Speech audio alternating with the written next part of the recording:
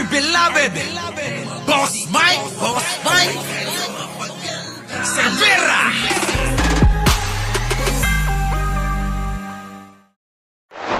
Ito na lang, pulaanan ninyo. Para naman na maging masaya kayong mga hinayupak kayo.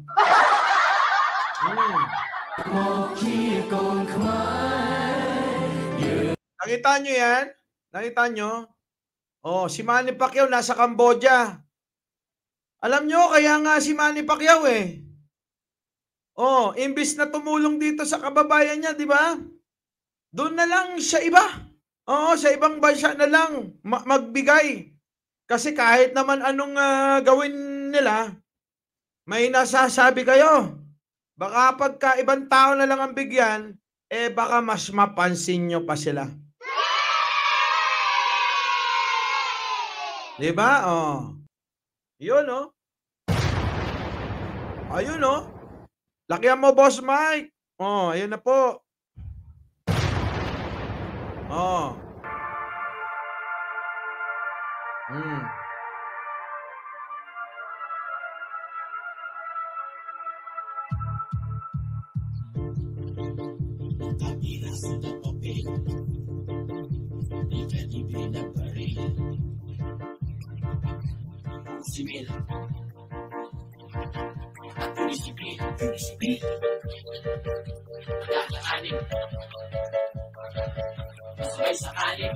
So ayan na nga, putulin na natin, Boss Mike. Putulin na natin dyan. Putulin mo na.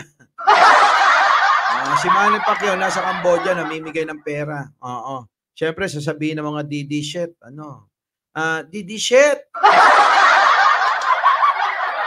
Sabi ni Carmen Lee, galing Mr. ko dyan, mas maraming mahihirap. Ayun na nga, di ba? Pero, kita nyo naman, si Manny Pacquiao nando doon. Pero yung mga kababayan natin dito, tamad na nga, reklamador pa. Nagpulong-pulong ang mga Defense Secretary at Minister ng Daigdig. Anya, sa naging talumpati ni Marcos, kinilala niya na nakasama sa teritoryo ng Pilipinas ang lahat ng isla sa Philippine Archipelago sa labas ng mga linyang itinakda ng Treaty of Paris. Yun! Lahat yan! Lahat ng itinakda ng Treaty of Paris, atin yan! Diba? At pagtatanggol ni Pangulong Bongbong Marcos yan, hindi tulad nito. Nasaan ba to? Ito. Ano sinabi ng China? Paano naging kami? Alam mo. So, China lang ang pinaniniwalaan yan, ha? Ito, nasa litrato na naka-black and white. Parang kinuha na ni sino, Boss Mike? Kinuha na ni Kamatayan. Di ba? Pasok. Mo kaya ka kaya ka napapahiya sa Senado. Alam mo, ilang beses ka nang napahiya sa Senado. Kasi yung hina ng comprehension mo. Yung totoo lang, binabanatan niya si Trillanes ayan tuloy. Nako. Ang demanda mo, banat pa yung mga 6 pag ikaw ay nahatulan, tapos ang hahatol sa'yo, Quezon City. Kasi sinampayan sa Quezon City yung kaso mo kay Trillanes. So, napakabilis ng kaso ngayon dyan. Hindi naman dahil kaalyado ng Pangulong Bongbong Marcos yung nakaupong mayor dyan. Hindi porke hindi porke kaalyado ng Pangulong Bongbong Marcos ang nakaupong mayor dyan, may impluwensya nila. Likas lamang diyan sa Quezon City, mabilis silang humatol. Mabilis silang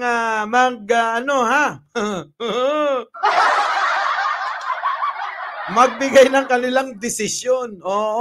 Dahil talagang inuupuan talaga nila yung mga kaso diyan. Inuupuan nila. Hindi tulad ng mga ibang mga korte, tulad sa Davao. Nabutas na lahat-lahat ang upuan, hindi pa rin nasolusyonan yung kaso. Ang linaw na nga nung sinabi ng China, paano naging kami? Alam, Kayo talaga. Mga kababayan, eto na ngayon ang problema dito sa mga ito. 'Di ba? May sasala sa init, sasala sa lamig.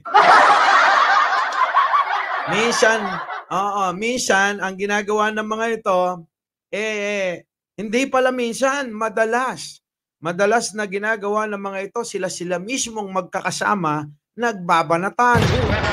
'Di ba? Walang katahimikan kung ito'y ituturing mong pamilya. Abay, ito ang pinakamagulong pamilya. Itong grupo nila. 'Di ba? Ang gugulo. Balik natin ulit dito ha. Nasaan na ba yung boss Mike? Tama na rin anya ni Pangulong Marcos ang pinakamalaking pagkakamali na ang teritoryo ng Pilipinas ay nakapaloob lamang sa mga isla sa loob ng mga linyang itinakda ng Treaty of Paris. Alin ba? Kanino bang pagkakamali yon, boss Mike? Narinig nyo? Itinatama ni Pangulong Bongbong Marcos ang mga pagkakamali. Anong pagkakamali? Na ginawa ni Duterte. Ano ba yung ginawa ni Duterte?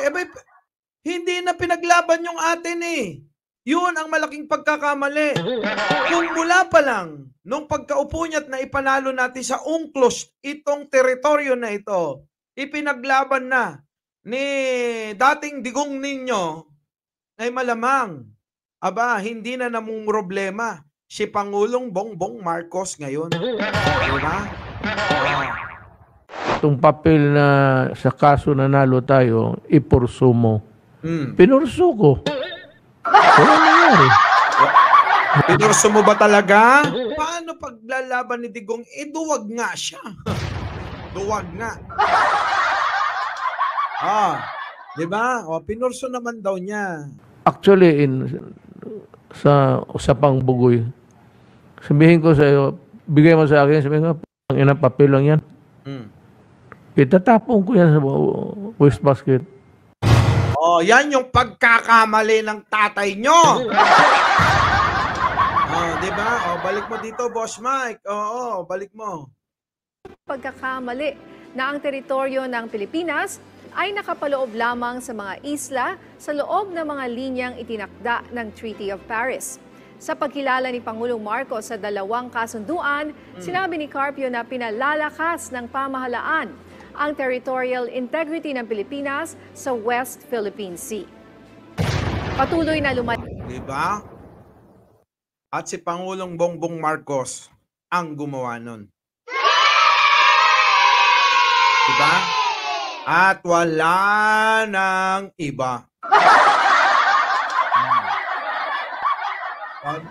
Patuloy na lumalaban si Pangulong Marcos sa narrative ng China sa Sana all lumaban. Sana all talaga lumaban, ano? Magandang gabi, magandang umaga, at magandang hapon po sa ating lahat.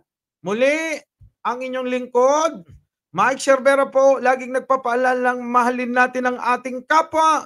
Ipagdasal po natin lagi ang ating bansa. Magandang umaga, magandang hapon, at magandang gabi sa mandako ng mundo. Naroon kayo. Siyempre, magandang buhay na rin para sa ating lahat. Our beloved Boss Mike, Boss Mike.